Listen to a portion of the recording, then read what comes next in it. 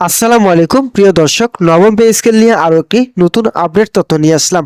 নবম pay scale grade সংখ্যা 15টি রেখে 200% বেতন বৃদ্ধি, অর্থ মন্ত্রণালয় ও পে কমিশনের বৈঠকে যা জানা গেল।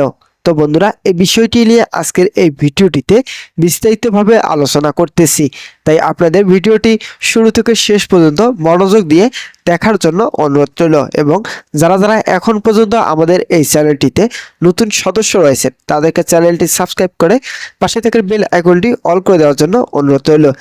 সরকারি চাকরিজীবীদের দীর্ঘদিনের অপেক্ষার প্রহর যেন অবশেষে শেষ হতে চলেছে, এমনই এক যুগলতকারী ইঙ্গিত মিলেছে অর্থ মন্ত্রণালয়ে অনুষ্ঠিত পে কমিশনের উচ্চ পর্যায়ে বৈঠক শেষে।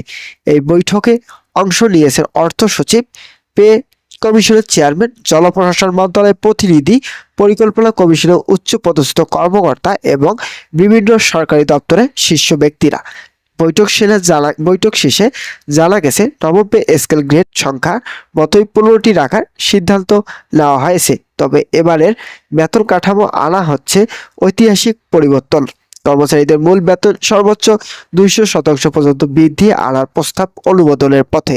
এই প্রস্তাব বাস্তবায়িত হলে এটি হবে বাংলাদেশ ইতিহাসের সবচেয়ে বড় বেতন বৃদ্ধি, যা সরকারি সেবা খাতে এক নতুন যুগের সূচনা করবে। তো বন্ধুরা, এই বিষয়টি নিয়ে আজকের এই ভিডিওটিতে ইতিমধ্যে আলোচনা করলাম।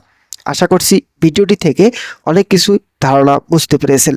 তো বন্ধুরা, পরবর্তী আপডেট পেতে চ্যানেলটি এখনই সাবস্ক্রাইব করে পাশে থেকে বেল আইকনটি অল করে দেওয়ার জন্য অনুরোধ রইল, যাতে পরবর্তী সকল আপডেট তথ্য সবার আগে আপনি পেয়ে যেতে পারেন। ধন্যবাদ সকল।